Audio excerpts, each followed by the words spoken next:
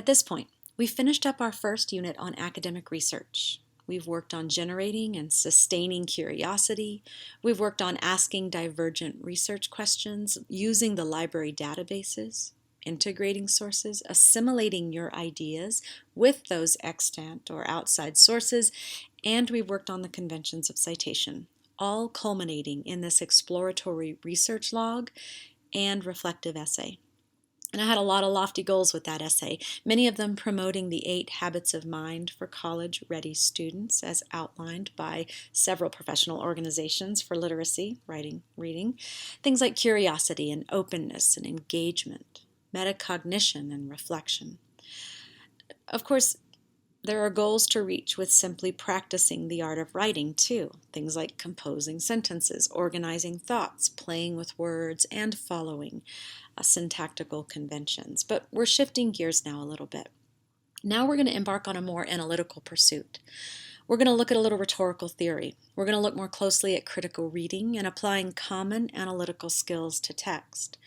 The outcome of this unit is that you practice reading critically, reading rhetorically, analyzing logical structure, which means analyzing the relationships between claims and evidence in an argument, evaluating that evidence, and specifically looking for misinformation. You're going to choose a short argumentative text from your research, hopefully, but if you don't have one, I'll have some options for you on the assignment sheet. And by the end of this unit, you're going to turn in 2 things to me: a logical map and an essay that analyzes and evaluates that argument. For this week, here's what I want you to focus on. Practice critical reading.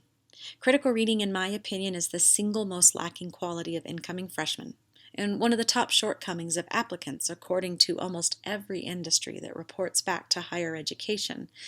The research shows us that many novice writers have a really tough time understanding the complex ideas in a text, and they especially get tripped up when they're trying to map out the hierarchical structure of ideas in the argument. Essentially, that means they can't reflect which are the big ideas and which are the smaller ideas meant to support those big ideas, not clearly. Critical reading, though, it's also about practicing the ways to read your own writing with a critical eye. So there's a lot of reasons for us to practice this. The research is really solid in this area. Strong writers are strong readers.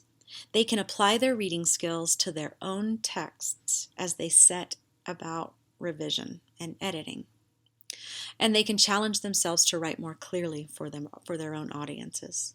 So we'll spend this week looking solely at critical reading. We'll talk about the role reading plays in society and in your own education. And we'll talk a little bit about rational thinking and reasoning, what that means, what that looks like, so that you have a foundation to begin mapping the individual assertions of the argument of your choice and analyzing that argument in a strong, systematic way. Notice that by the end of this unit, you're handing in 2 separate items to me, a map and an analytical essay. So be sure you're reading through the assignment sheet to understand a little more clearly. In the meantime, please don't hesitate to ask questions. Thanks, guys.